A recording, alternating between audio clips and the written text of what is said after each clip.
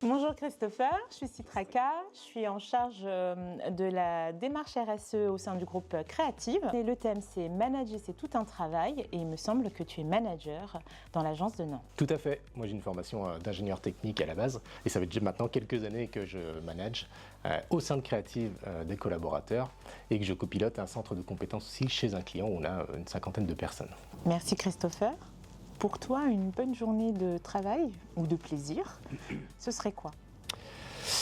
Eh bien, alors c'est via l'équipe, hein, évidemment. Moi, je prends beaucoup plus de plaisir à voir l'équipe qui réussit qu'estimer que moi j'ai fait une bonne journée de travail. Hein, mais ça peut être aussi organiser un événement convivial qui fonctionne, qui attire du monde. Voilà, par exemple, on fait un restaurant, on se rencontre, on se mélange et on se partage des connaissances techniques ou alors des hobbies qu'on a en commun. Tiens, tu fais du karting, tiens, sympa.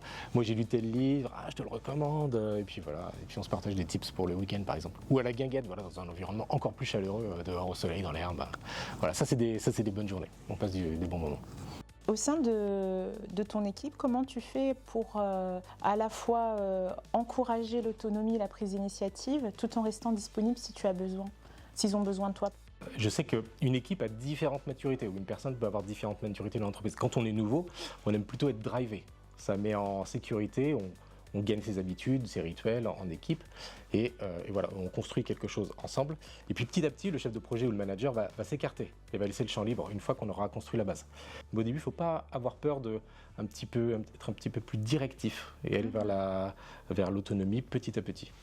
La reconnaissance, c'est un pilier dans la QVCT. Comment tu célèbres les victoires de ton équipe?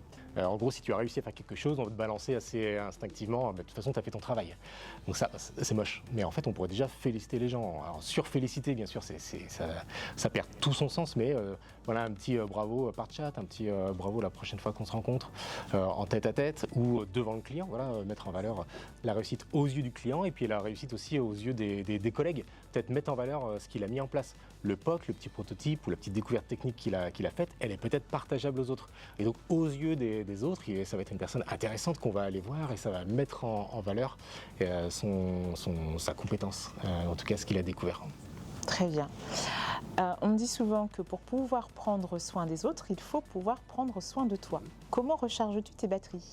Moi, mon petit tips, c'est stimuler l'esprit, mais par le jeu. Tu vois. On voit beaucoup que le jeu, les jeux de société construisent les enfants, développent leur intellect. On le voit aussi chez les personnes très âgées. Ça maintient leur capacité cognitive. Les jeux de réflexion maintiennent ça. Et on l'a vu, il y a eu une étude sortie la semaine dernière d'ailleurs sur les ados, sur les jeunes qui ont une forte anxiété ou qui ont des cas d'autisme, le jeu leur fait du bien, le jeu soulage leur quotidien et les met dans des situations plus agréables. Moi j'ai senti dans ce que tu disais en parlant de valorisation, donc l'importance du lien, de la création de ce lien dans le temps. Quand les collaborateurs doivent être à distance, comment tu fais pour garder ce lien? Je vais toujours privilégier la proximité. Il n'y a qu'en proximité qu'on arrive mieux à se parler, à aller plus au fond des choses. Alors c'est soit le manager qui s'adapte et qui vient quand son manager est sur site ou sur client ou à l'agence, ou alors on peut imposer de temps en temps une présence tel jour, mais là on risque de chambouler l'agenda familial, l'agenda pro de la personne. C'est à éviter, je dirais que c'est plutôt au manager de s'adapter, d'être en situation de servante leader. C'est un leader, mais c'est un leader au service des autres, donc c'est peut-être à lui de s'adapter. Et ce sera reconnu par le manager, en tout cas par le collaborateur.